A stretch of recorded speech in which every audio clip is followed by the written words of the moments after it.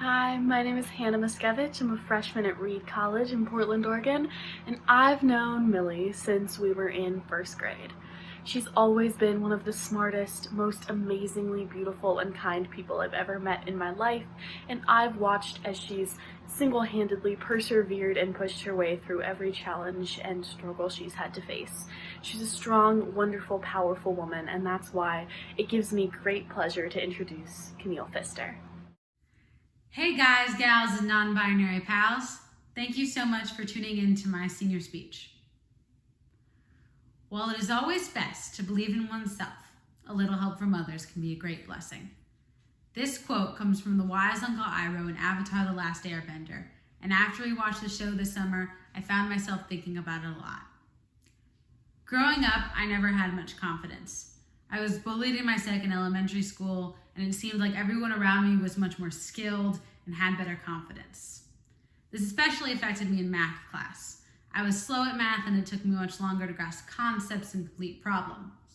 I was convinced that I simply couldn't do math. But when I told that to my freshman algebra teacher, Mrs. Lakshman, she basically told me that she didn't believe me. She told me that math isn't something that people can't do. It just takes time and practice. She was kind and welcoming and encouraged me to go to her when I was confused and get one-on-one help. By doing this, and with some extra encouragement from my dad, I started believing myself. Overcoming my math phobia wasn't easy. That year was filled with mental breakdowns, tears, and throwing my pencil across the room more times than I can count. But my dad and Mrs. Lakshman kept encouraging me through every breakdown. They never made me feel stupid or like I couldn't do math. Eventually, I became confident enough that I started offering my answers in class. Sometimes I would even explain my reasoning or help explain a concept to others, something I never thought I would be able to do in a math class. The more I engaged, the more I overcame my embarrassment, the more I learned, and the more I began to realize how much I love learning. Sometimes it can feel like you're not as good as others. It can feel like you don't have a place in the world. I get those feelings. I've had those feelings a lot. I still have those feelings sometimes. But over my years at Ann Richards, through the support of our amazing teachers and my parents, I learned some wonderful things about myself and the power of perseverance. I learned that mistakes are a natural part of growing as a leader, as a student, as a human.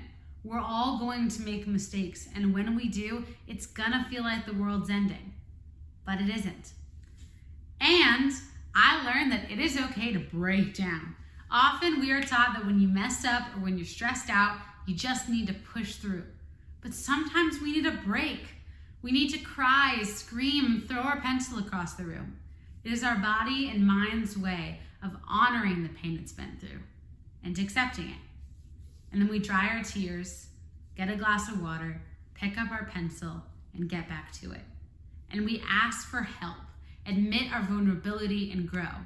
Confidence in yourself is important, but sometimes we need someone else to give us that nudge, to be that parent or teacher who offers some one-on-one help and tells us that we can do it. It might take a little longer. It might be frustrating, but with perseverance, we can do hard things.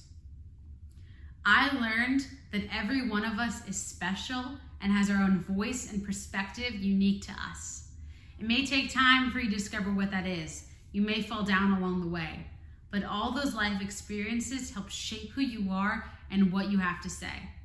I was bullied and made to feel like an outsider for a period of time, but in the end, it helped me become a more compassionate person. I struggled with math and with self-confidence, but that helped me discover my passion for teaching and my desire to help others discover their own voice and confidence. Now, as I head into college, into the unknown of what it's like out there, I go forth with the confidence born from struggle. I know who I am and what I have to say. It might be a rough and rocky road, and the path may not always be clear, but I've done hard things before. I can do them again, and if I get stuck or overwhelmed, I have the strength to ask for help. My wish for each of you is that you'll give yourself permission to struggle, to not be perfect, and to try hard things. It's learning how to be kind to yourself and honoring the frustration and struggle that comes with growing up. When you are feeling stuck or overwhelmed, try sending that teacher an email or texting a friend. Try starting a journal where you vent and work through your emotions in a productive way. And always remember that you have a community built around you that believes in you and will keep pushing you forward. You are part of a beautiful community, and we rely on one another. Throughout this pandemic, as we've been forced to find new and creative ways to work with one another, get our classes done, and make it safely through this difficult time, there are bound to be lots of I can't do this moments. I know I've had plenty. This past spring and summer was filled with pain, sadness, and loss. We still struggle to find the best path forward in these unprecedented times, but we are a strong community. We work well together and we care for one another. We help each other. And when one of us falls or struggles, we pick each other up and we remind each other that we can do this. It might take a little longer and it might be a rough and rocky road, but with enough perseverance, I know we got this. Thank you.